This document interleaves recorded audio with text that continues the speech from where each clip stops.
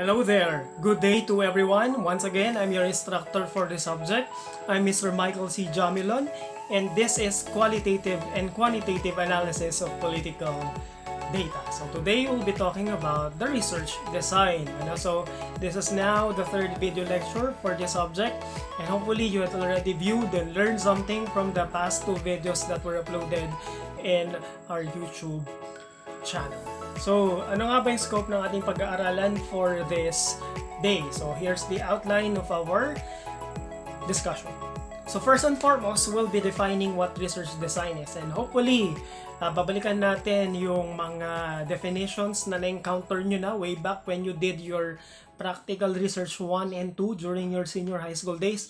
I hope that the definitions are still fresh sa mga isipan natin, But for the purpose of our discussion today, we will be refreshing ourselves with the different definitions that we are going to discuss for this day.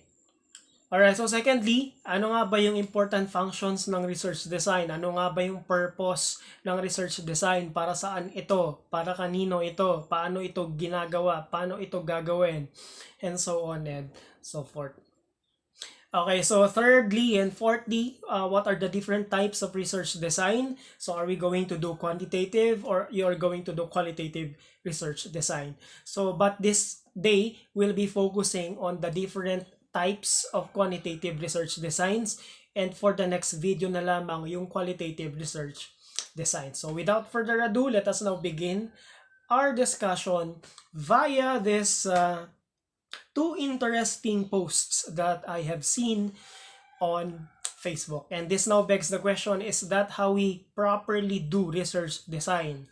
Kasi as flash in your screen, makikita natin dyan yung yung exchange ng messages between presumably the group leader and the group member. So as stated there sa exchange of messages, makikita natin dyan yung unsuspecting group leader and then the clueless group member who sent his or her version or idea of what research design is, na tingin niya ay tama because he basically did a research design, pero that one was devised from photogrid or Canva. So mali yung kanyang idea ng research design. So secondly, another post that I saw on social media. So this is another exchange of message between presumably, once again, the group leader who's now having a headache, and then the group member who's still as clueless as before. Kasi yung idea niya ng research design ay one that is coming from Canva or Photogrid or any of those photo editing apps or softwares. Of course, this ideas of research design are both wrong. Of course not. They are not research design, and that is, of course, not the proper way in which we do research designs. So ano nga bang research design then? Alright, so what is a research design? So let us refresh your understanding, or let us go back to the times na na-define na ang research design sa inyo. So we have two definitions here. First one, coming from Kerlinger. Ang sabi niya, a research design is, first and foremost, it's a plan. A plan or a structure or a strategy or a corpus or a body of investigation so conceived by the researcher so as for him or her to obtain answers to the different questions or problems that he or she has. So in short, ang research design class, ito yung plano mo, ito yung structure mo, or ito yung estratehiya mo na kung saan magagamit mo ito para matugunan or masagutan or para makakuha ka ng mga kasagutan doon sa mga research questions or problems mo. So remember the research problems or the research questions that you had already defined in a previous assignment of yours. So I do hope that you already had your research questions, kasi kung maaalala nyo yung mga iyan, for sure you are going to think of a question na paano mo masasagutan or paano ka makakakuha ng kasagutan sa mga katanungan mo. Okay, so secondly, in relation to that definition, according to Thayer, Research design is a procedural plan that is adopted by the researcher to answer questions. So, very similar yung definitions not only Kerlinger and Thayer. The only difference is that Thayer made it more precisely kasi he stated that a research design is a plan para magkaroon ka ng questions, not only answers to your questions, but rather these are answers to your questions that are valid, objective, accurate, and economical. So ito din yung considerations din natin, no? Whenever we do plans, kasi not only for us to have answers to the research questions that we have, but also more precisely for us to have valid, objective, accurate, and economical answers to the questions that we do have. So, two common things about these two definitions, they both speak about the word plan. Plano mo, what are your plans? Kasi after posing the question, for example, you had asked somebody a yes or no during a marriage proposal, what are you going to do next? So basically, parang ganyan, Whenever you do a research proposal and then you had already crafted your research questions, what are you going to do next? Anong plano mo? So, your research design answers that question, so to speak. Pasensya na sa mga tunog ng aso, I'm in a rural area. So, in other words then, through a research design, we can decide for ourselves and then communicate to others the decisions regarding what study design we are going to use, especially those unfamiliar with your study. So for example, nakipag-usap ka sa isang tao and then sinabi mo yung research topic mo and then sinabi mo yung research question mo and then tatanungin sa'yo, paano mo makukuha yung mga kasagutan para dyan? Of course, you have to mention your research design for you to communicate better what your research is all about. So how are you going to collect information from your respondents? So this now refers to your data collection techniques or methods. So from your respondents, once again, your respondents are the subjects of your study for a quantitative study design. Pag sinabi naman nating participants, these are your subjects of your study whenever you do qualitative study design. So how are you going to select your respondents? Paano mo pipiliin yung respondents or participants mo? Meron ka bang set criteria na tinatawag? Meron ka bang inclusion criteria? Meron ka bang exclusion criteria? So ito yung isipin mo din. Another is data collection naman. So paano kapag ka nakakuha ka na ng information? Paano mo i-analyze ngayon yung mga collected data mo? So if quantitative, of course you're going to do statistical treatment. If it's qualitative, of course you do content or codings or those sort of like thematic analysis and all those stuff.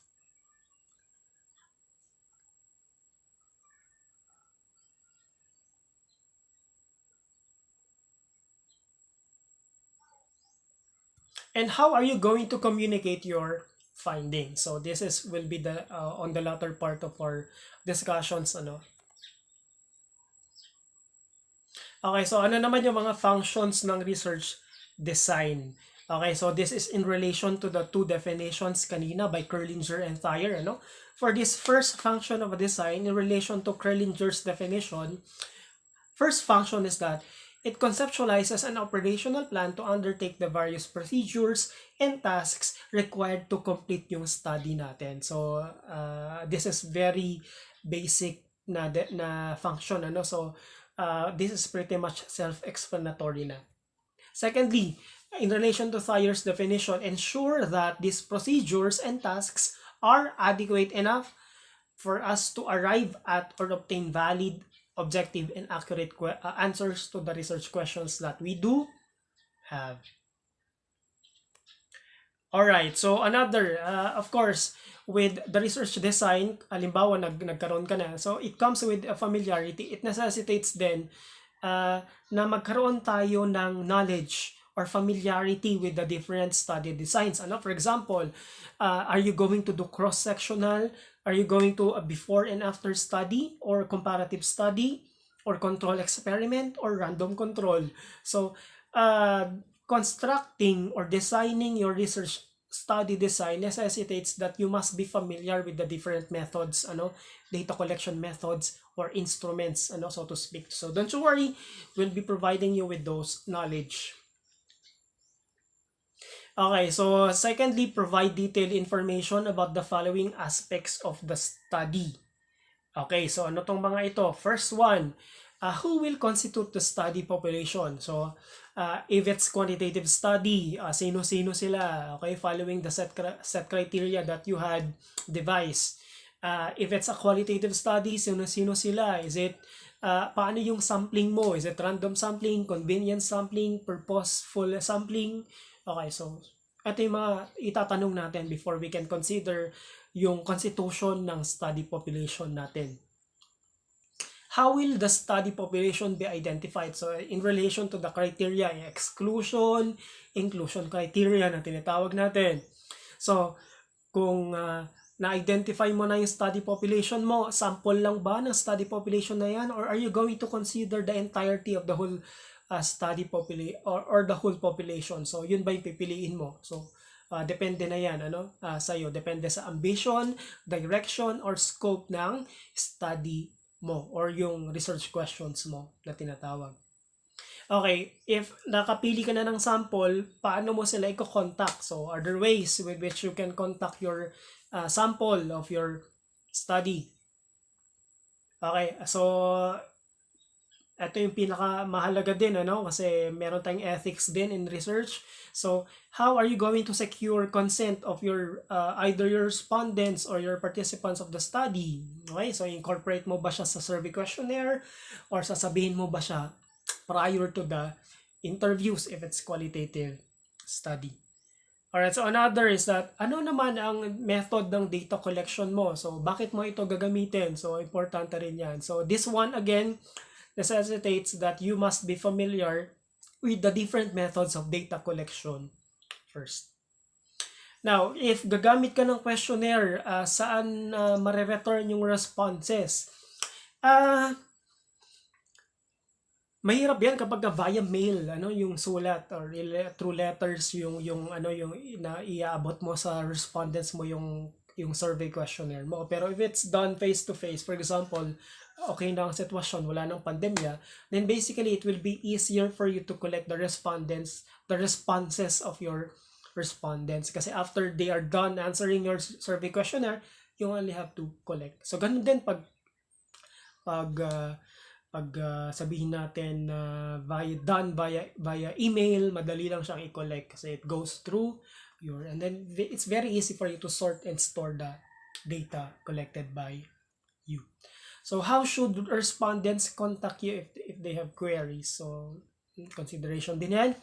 So in the case of interviews for a qualitative study or mixed method, saan mo i-conduct yung study? So is it at your convenience or at the convenience of your respondents or your participants of your study? But of course, yung venue ng pagkakonduktan mo ng interview ay nakadepende pa rin sa participants of the study mo. Depende sa kanilang schedule or availability or convenience na tinatawag.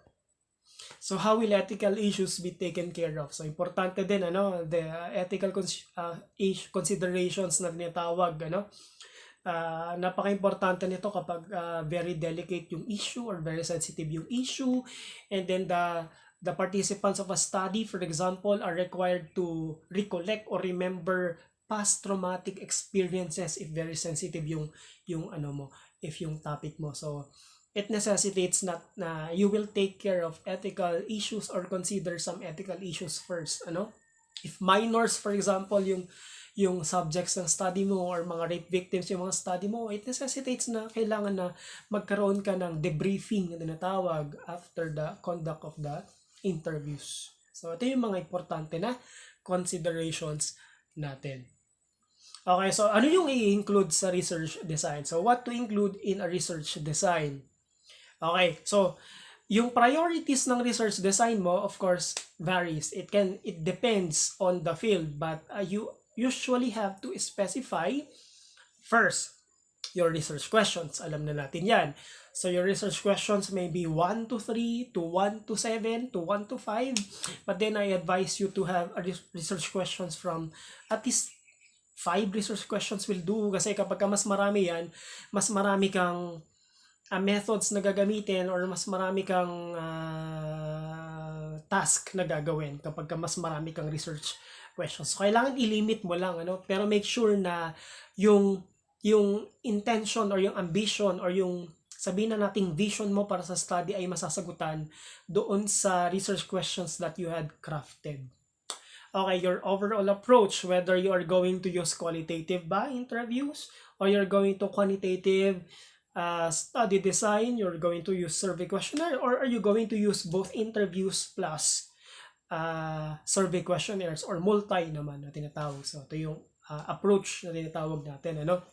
Thirdly, the type of design that you'll be using. So, if it's qualitative, are you going to do interviews? If it's quantitative, are you going to do survey? Or are you going to do case study in case of a qualitative study design?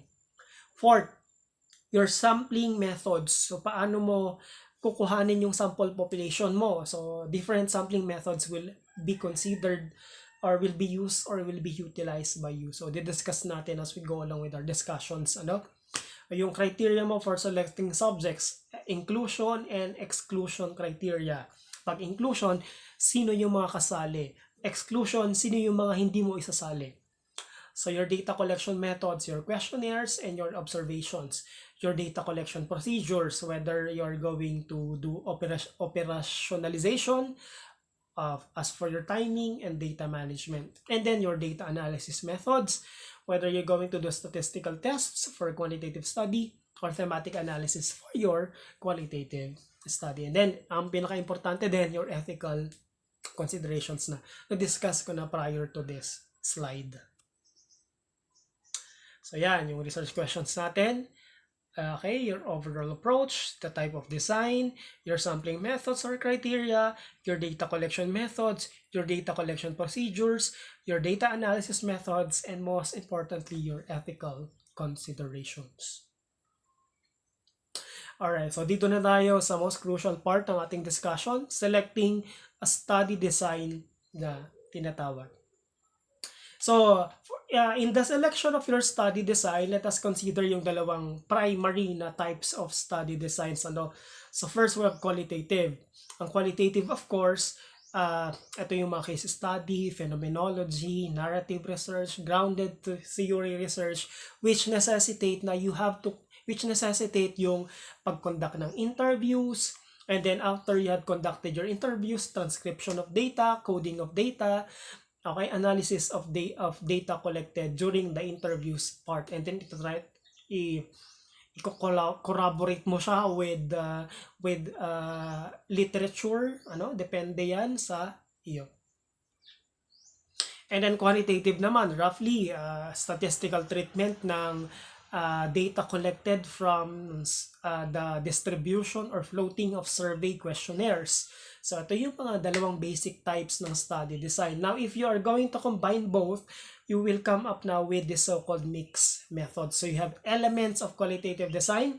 You will be doing interviews, and at the same time, to validate the results of the interviews, for example, magkakonduct ka ng survey questionnaires or magkakonduct ka ng interviews in order for you to craft your survey questionnaire. So, ito yung mixed method na tinatawag natin.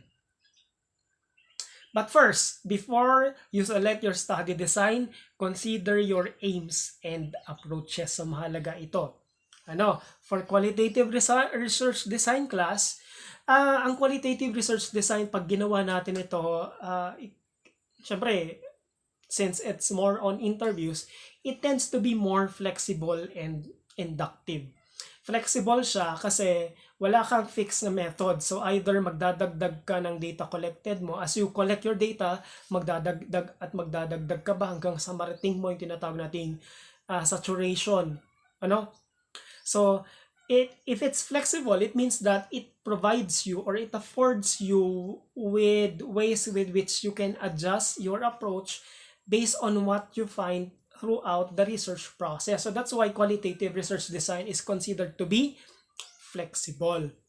Pag inductive naman, ang word na inductive basically means from specific to general. Pero roughly speaking, in a qualitative research design, pag sinabi nating inductive, more or less, it necessitates that you have to conceptualize or construct theories or a theory as you collect your data. Okay, so yan. So for quantitative naman, as opposed to a qualitative research design, if a qualitative research design is flexible, ang quantitative naman ay fixed. Okay, rigid, so to speak. And it's deductive. More or less, it's like testing your theory. Pag qualitative research design, it's constructing or devising your theory. Pag quantitative naman, it's testing an already existing theory. So yung mga variables mo and hypothesis are clearly defined in advance of data collection mo. So parang itetest mo lang itong mga variables na to or itetest mo lang itong mga hypothesis na to in advance of your data collection or prior to the conduct of your data collection na tinatawag. So I hope clear sa atin yung dalawang considerations na iyan. Okay, so like I said, mag-umpisa po tayo sa quantitative research design. So later na yung qualitative research design, ano? Okay, for quantitative research design, meron tayong 3 na categories under a quantitative research design. Okay, first one, nakadepende yan sa number of contacts with the study population.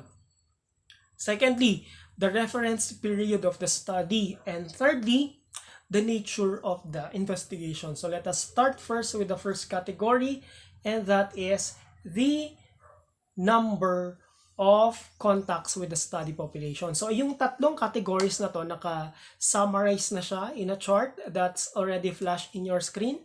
So we have 3 types of study designs in a quantitative study design. So as to number of contacts, whether meron kang isa, or meron kang dalawa, or meron kang 3 or more. Pag isa, meron tayong cross-sectional na tinatawag.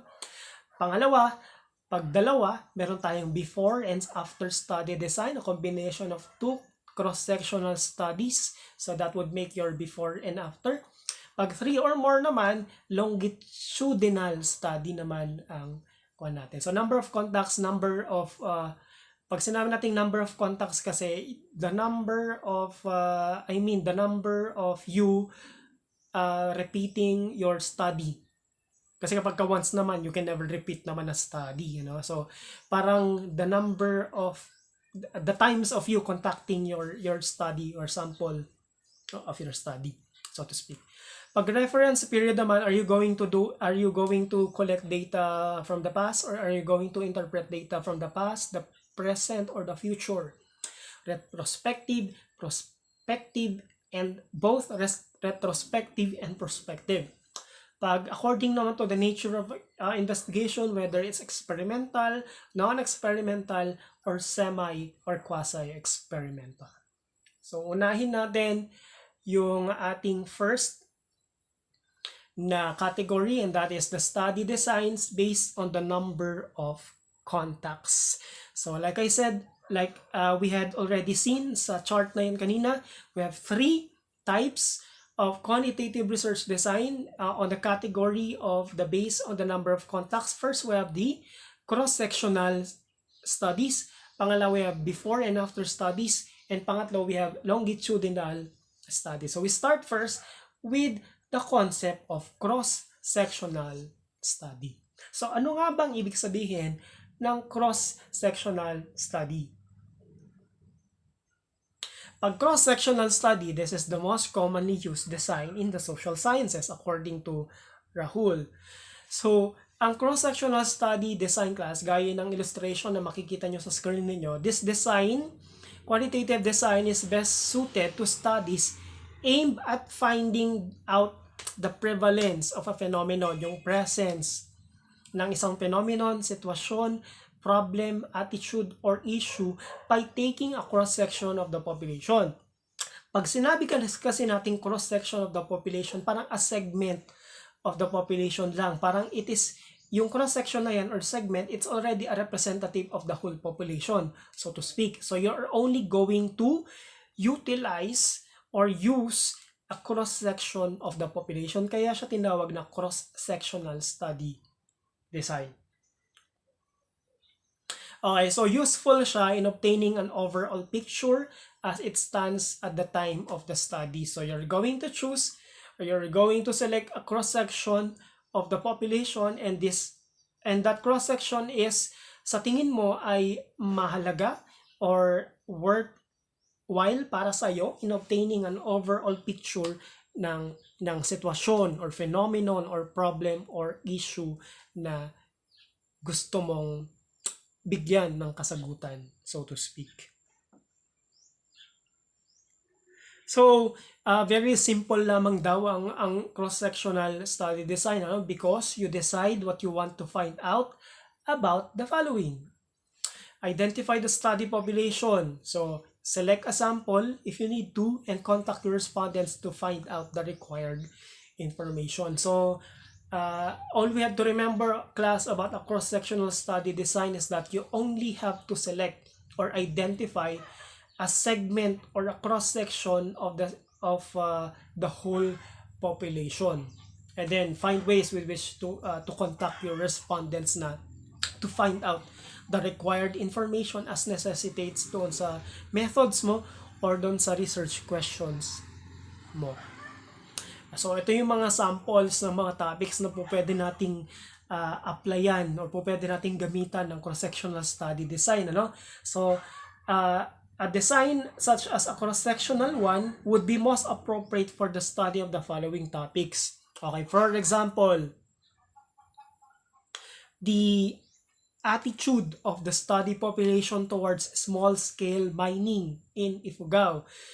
You don't have to choose or to use the entire population of Ifugao, but rather you only have to use a cross-section ng populasyon ng Ifugao, and that you have to select the community of small-scale miners. Pero since kung marami naman ng small-scale miners, consider mo lamang yung small community within that larger community. Secondly, the socio-economic demographic characteristics of immigrants in NCR. So, pwede mo rin may consider yan. Thirdly, the incidence of HIV positive cases in the Cordilleras. Fourthly, the reasons for homelessness among young people, probably in NCR, not in Ifugao, kasi wala pa akong nakikitang homeless in Ifugao. Another is the quality assurance of a service provided by an organization. Okay, another is the impact of unemployment on street crimes, but this could be a before and after study din.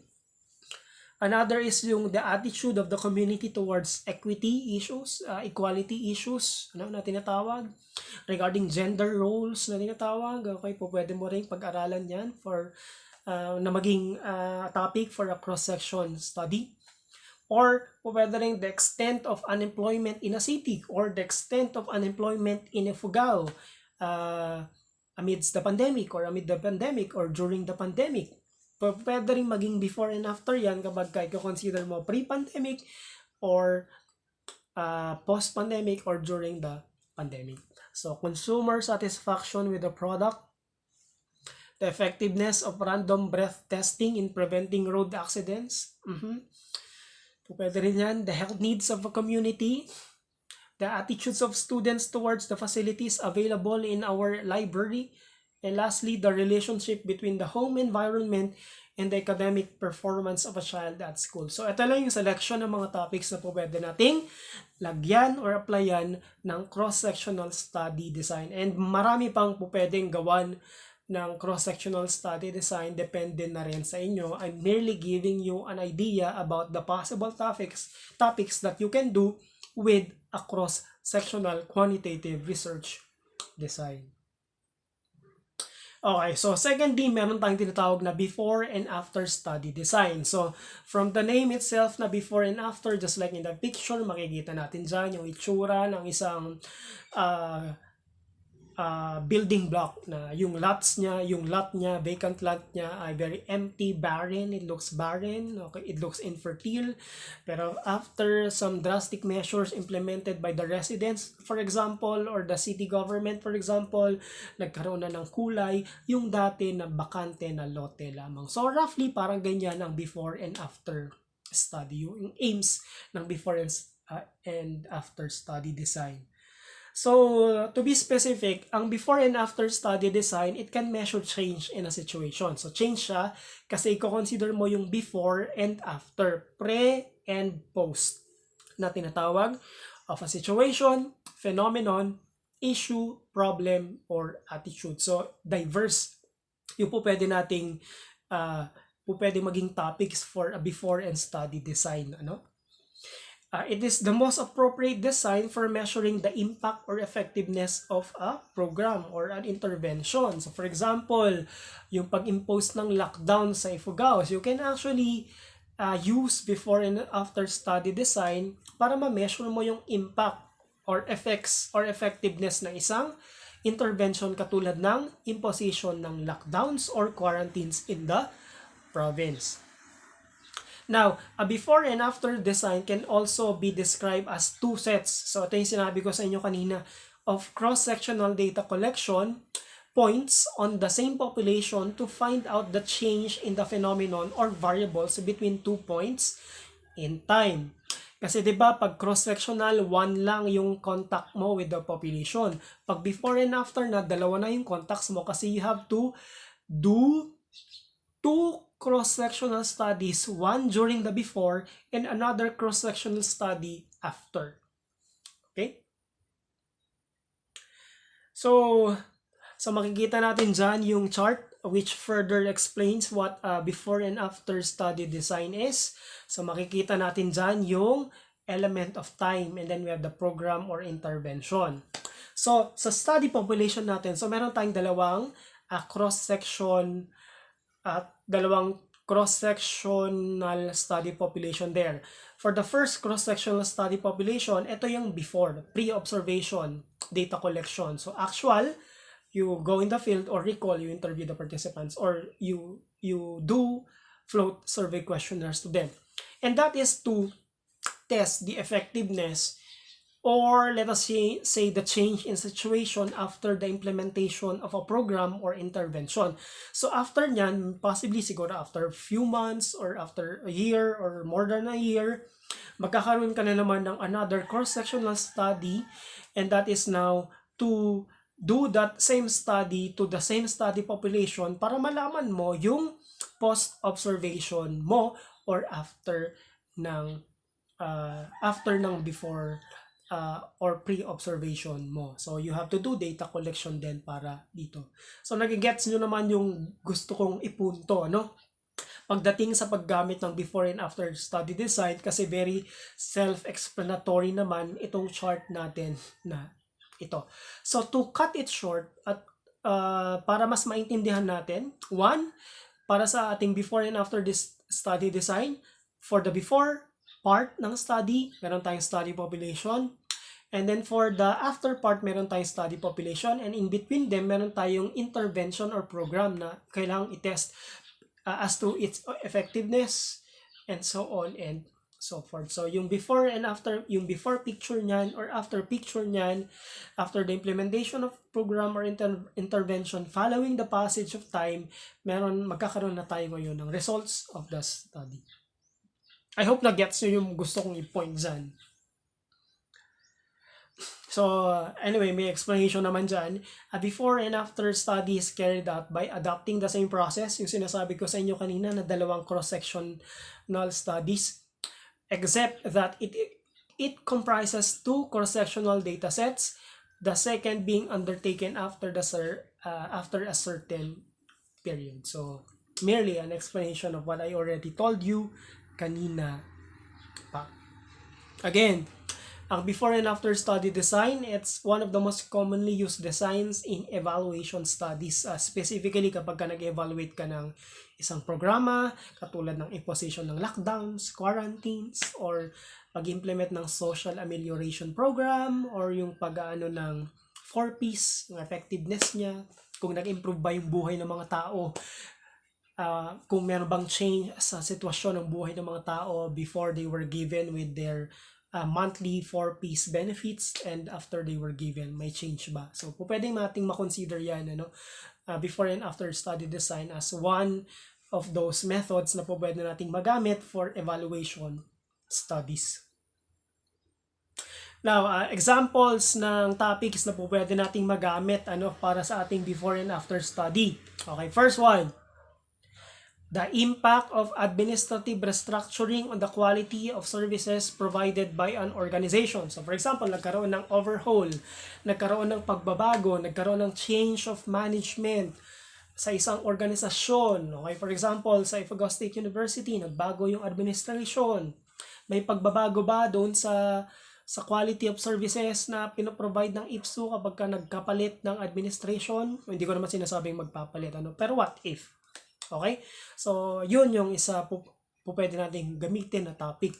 Okay? Pangalawa, the effectiveness of marriage counseling service. For example, sa mga couples na nagbabalak na mag-asawa. So, ganyan. Okay, pangatlo, impact of sex education on sexual behavior among school children.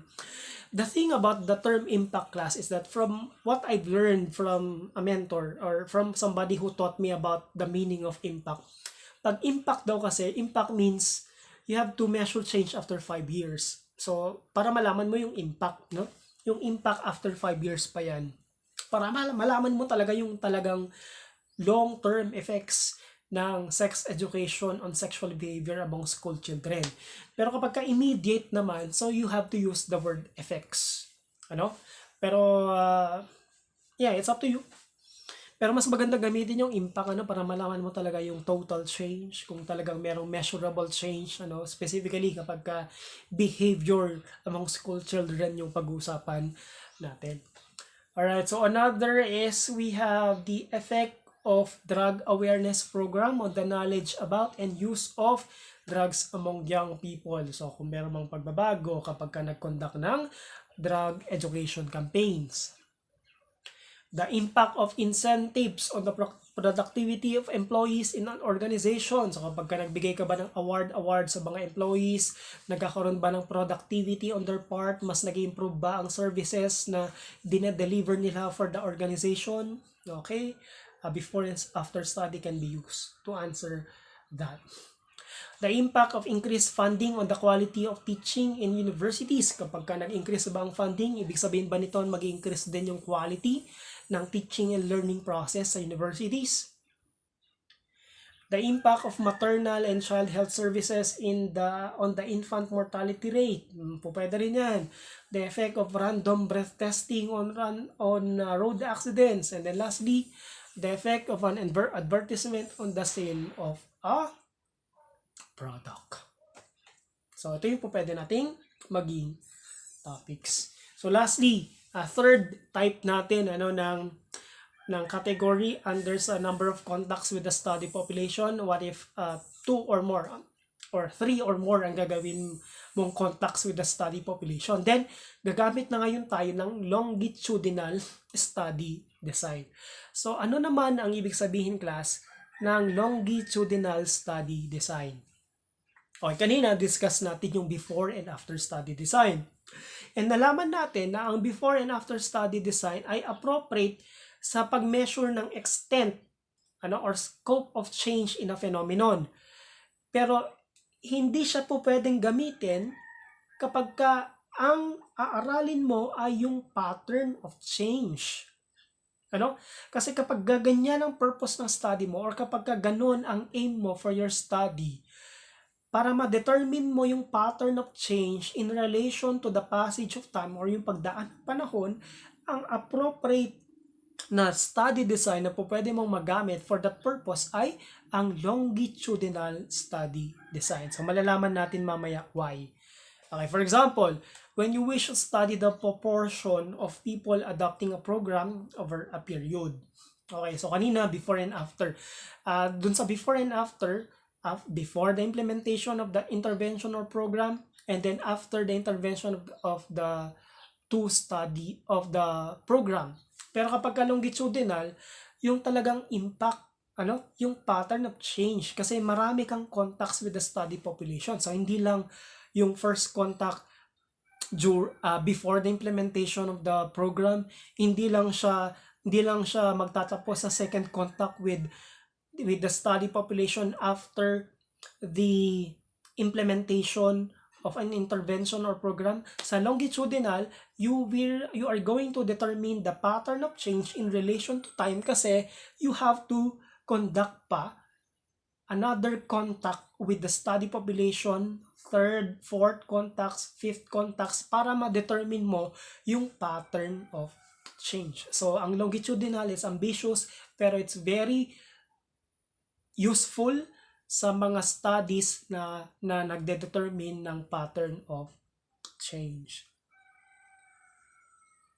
So makikita natin dyan yung example, yung chart natin that illustrates the longitudinal study design.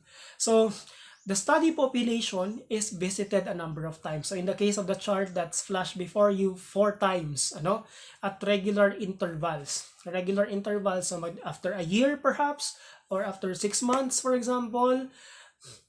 So usually over a long period to collect the required information. So it's very time consuming, very effort intensive ang longitudinal study design, but then again, it's very useful kapag ang aim mo is to determine yung patterns of changes na tinatawag.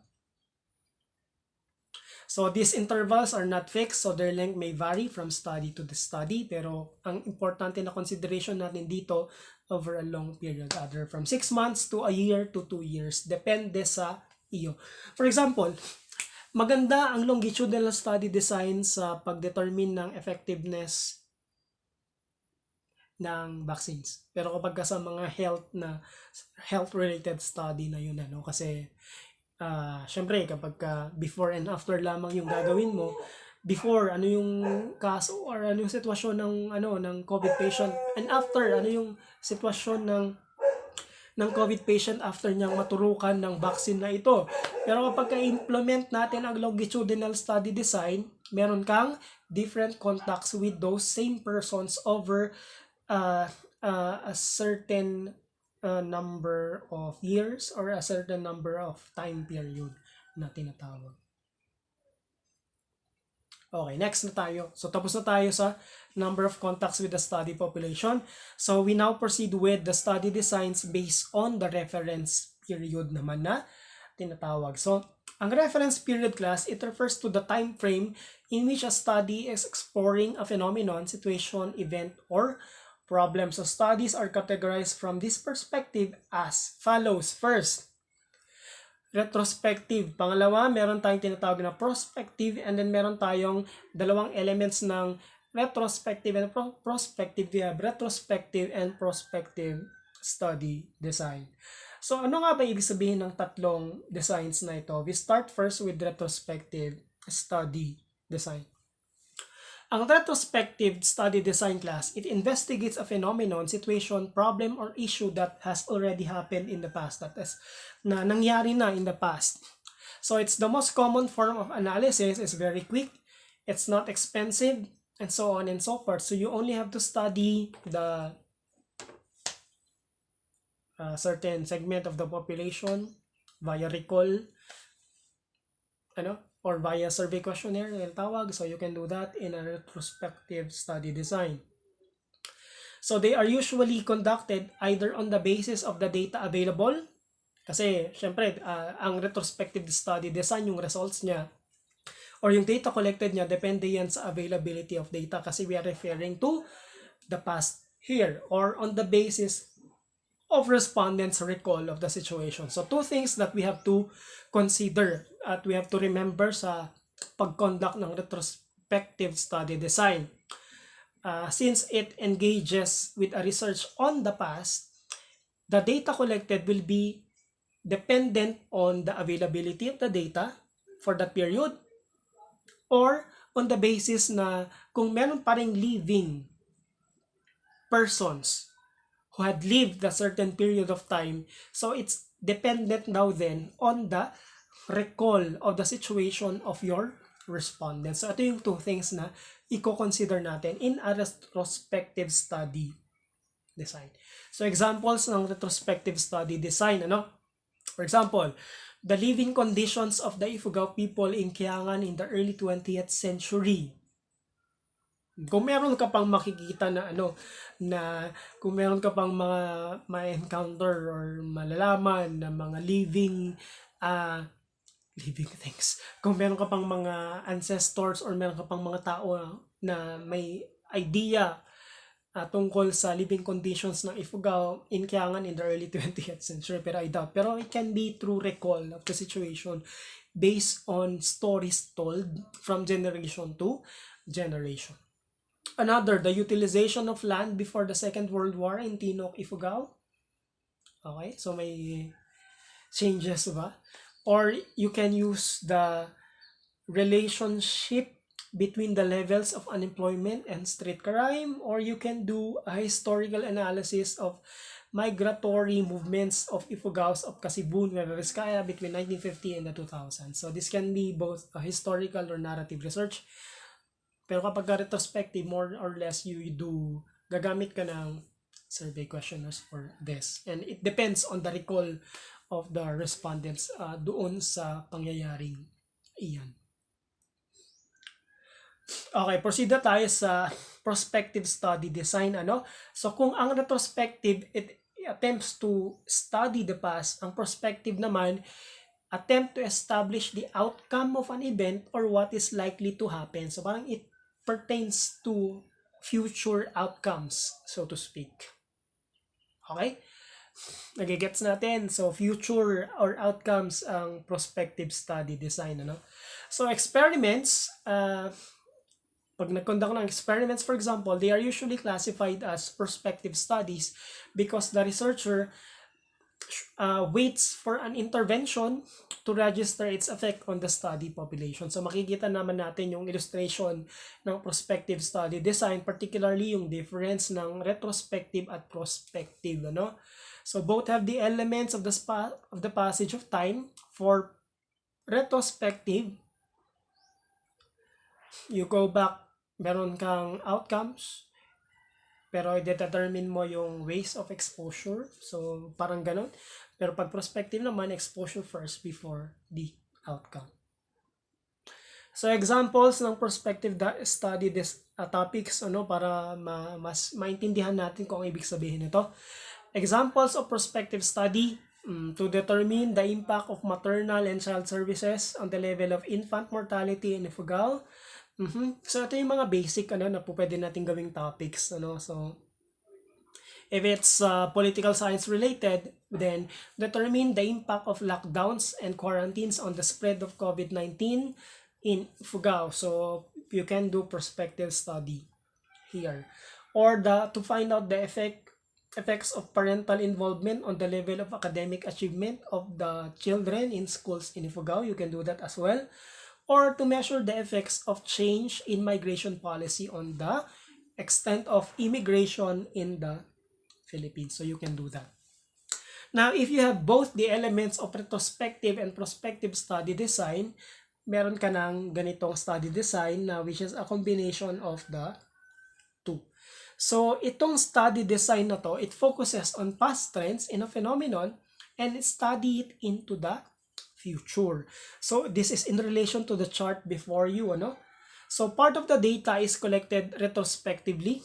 Okay, so you are going to collect data from the past, from the existing records, before the intervention is introduced, and then the study population is followed to ascertain the impact of the intervention. So, parang ganun ang combination ng retrospective and prospective study design na tinatawag. So we have the control groups there, and then we have the intervention group. So another clarification for the retrospective and prospective study design. This study is classified under this category. A study is classified under this category when you measure the impact of an intervention without having a control group. So in fact, most before and after studies, if carried out without having a control, will be classified as retrospective prospective. design. So in consideration natin dito, walang control group ang retrospective study design. Okay, so medyo malapit na tayo matapos. So the third category of quantitative research design is study design based on the nature of the investigation. So meron tayong under this category of quantitative research design, so there is assumed to be a cause and effect. So pag sinabi natin cause, pag sinabi natin cause class, parang for the rainbow, for the explanation on the emergence or existence of rainbow. So ano ba yung cause ng pagkakaroon ng rainbow? Of course, pag may rain, water droplets tayo sa mga clouds and these are reflected by the sunlight, magkakaroon tayo ng colorful reflection called the rainbow. So parang ganyan, cause and effect. So there are two ways of studying the cause and effect relationship. Okay, the first involves the researcher introducing the intervention that is to assume to be the cause of change, or waiting until it has produced or has been given sufficient time to produce the change. The second consists of the researcher observing a phenomenon and attempting to establish what caused it. So to put it simply, i-determine natin yung cause ng pangyayari or yung cause ng change or cause ng pagbabago. Or hintayin mo na mangyari yung pagbabago or you had given yourself sufficient time to produce that change na tinatawag. And then, after nyan, i-determine mo na ngayon yung effect ng change na iyon. So, yun yung cause and effect relationship. At dito na papasok yung sabihin nating pangatlong category ng quantitative research design, which is based on the nature of the investigation, and more specifically, we have three: experimental, non-experimental, and quasi or semi-experimental. So, we discuss each one by one. So for an experimental study design, ang ibig sabihin nito, in this study design, the researcher starts from the epekto or outcome. So mag-start tayo dyan. And mag-attempt ka na to determine causation. Okay, ulitin natin ha. Mag-start ka sa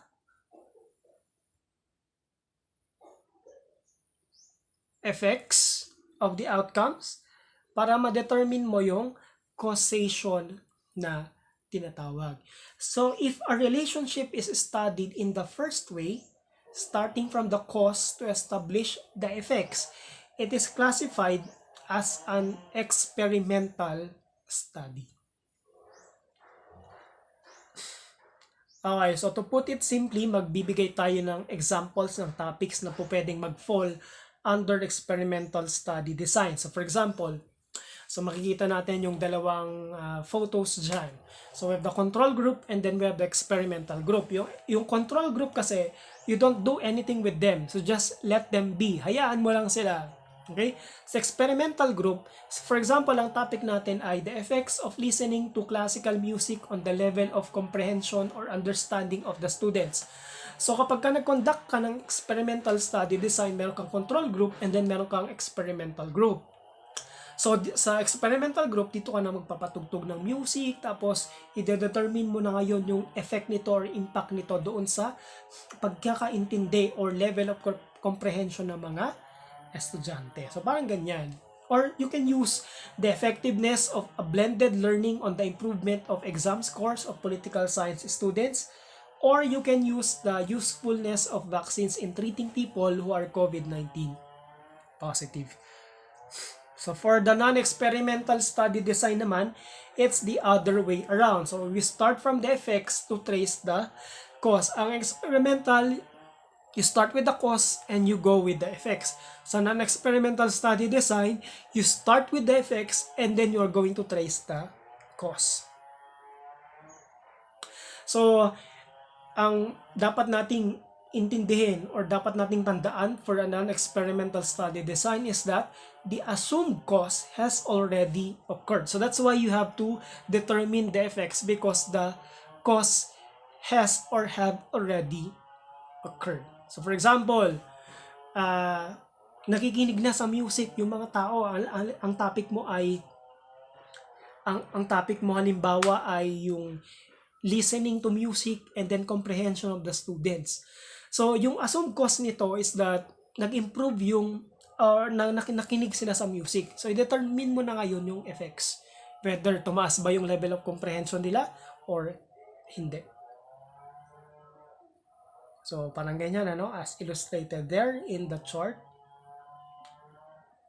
So, example ng topics natin for non-experimental study design, the correlation between listening to music and the level of comprehension of students, the effectiveness of blended learning on the improvement of exam scores, pwede nating i-inverse or baliktarin, or the usefulness of vaccines in treating people who are COVID-19 positive. So, all we have to remember, the difference between experimental and non-experimental. Sa experimental, you start with the cause and then determine the effects. So, non-experimental, you start with the effects and then you go to the cause na tinatawag.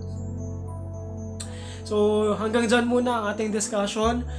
So, that is it for now. We continue with qualitative research designs in our next video lecture. So, stay put there. Thank you so much for listening.